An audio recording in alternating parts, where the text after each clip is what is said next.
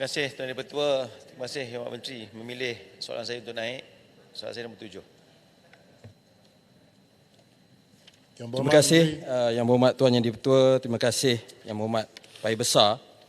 Keluasan tanah gambut dalam negara yang direkodkan oleh Jabatan Pertanian adalah sebanyak 714,156 hektar.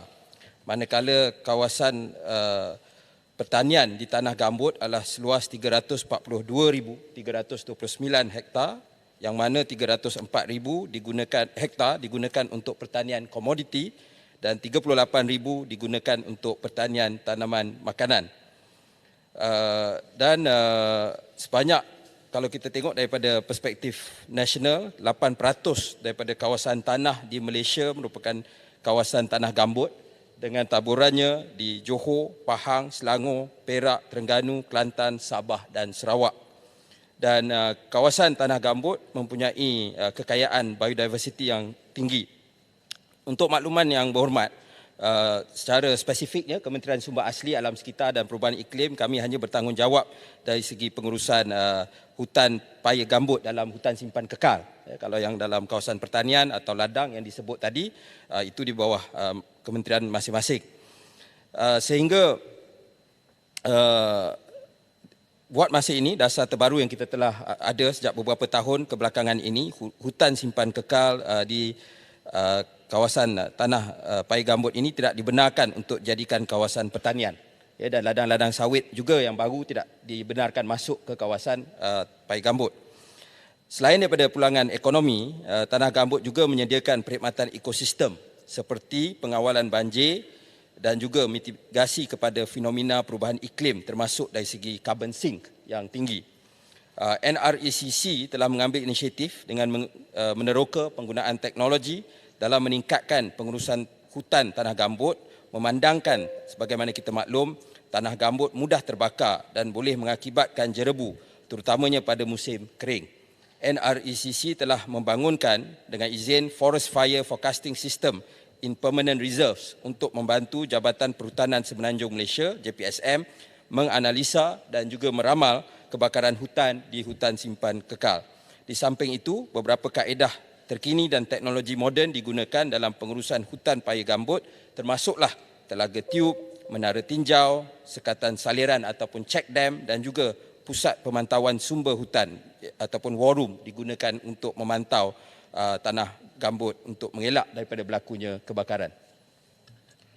Soalan tambahan Yang Berhormat. Terima kasih Yang Berhormat Menteri atas jawapan. Walaupun 8% daripada jumlah keluasan tanah di Malaysia ini adalah tanah gambut, tetapi pada pandangan saya tanah gambut ini mesti kita lakukan pengurusan dengan baik. Persoalan yang pertama, Yang Berhormat Menteri dalam jawapan tadi ada menyatakan pelbagai agensi yang menguruskan tanah gambut dan bagaimanakah dasar kerajaan untuk wujudkan satu central coordination di peringkat kebangsaan supaya kita dapat uruskan tanah gambut ini sebaik mungkin. Itu yang pertama. Yang keduanya, jumlah tanah gambut 714,000 hektar yang digunakan hanya 342,000 hektar dan kualiti yield hasil pertanian komoditi yang menggunakan tanah gambut, adakah kajian dibuat supaya melihat kalau ada kepentingan tanah gambut terutamanya di Johor dan di Pahang ini bukan sekadar hanya dijadikan sebagai pembakar apabila waktu panas terbakar, akhirnya hutan semua terbakar, akhirnya jerebu. Jadi kualiti tanah tersebut juga perlu ada pertikaian. Yang akhirnya Yang Berhormat, Yang Berhormat sebutkan tadi adalah biodiversity. Saya setuju kerana di bawah Paris Agreement kita telah menandatangani satu perjanjian untuk mengurangkan GHG. Cumanya bagaimana tanah gambut dapat digunakan untuk kita lakukan supaya kita dapat kurangkan climate change dan bagaimana track dilihat supaya penyimpanan karbon dapat kita gunakan untuk yang akan datang nanti supaya carbon market boleh juga kita melalui tanah gambut. Terima kasih Tuan Yang Berhormat Menteri. Terima kasih Yang Berhormat Pai Besar. Pertama sekali dari segi untuk menyelaraskan pelbagai agensi dan yang terlibat di dalam menguruskan tanah gambut ini, Pertama sekali di peringkat kerajaan kita sedang mengemaskinikan dan menambah baik Pelan Tindakan Tanah Gambut Kebangsaan NAPP 2010-2020 untuk kita mengambil kira ASEAN Peatland Management Strategy APMS yang sedang dalam proses untuk disiapkan. Jadi dijangkakan APMS ini akan menjadi panduan kepada dasar kita di peringkat nasional untuk kita menguruskan paya gambut. Dan seterusnya tentang untuk bagaimana kita nak eksploitasi kemampuan tanah paya gambut ini dari segi carbon sink atau carbon capture, juga untuk perdagangan karbon.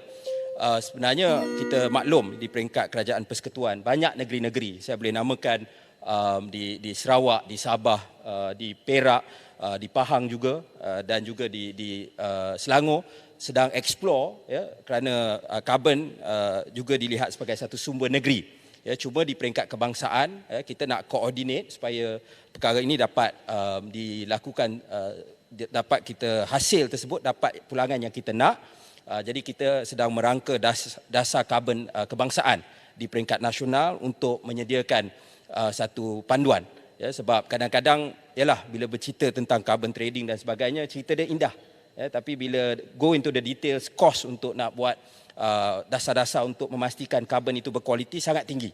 Ya, jadi kita nak memastikan tidak ada kerajaan negeri termasuk dalam kesilapan tersebut. Jadi kita akan ada dasar karbon kebangsaan untuk membantu perdagangan karbon di peringkat negeri.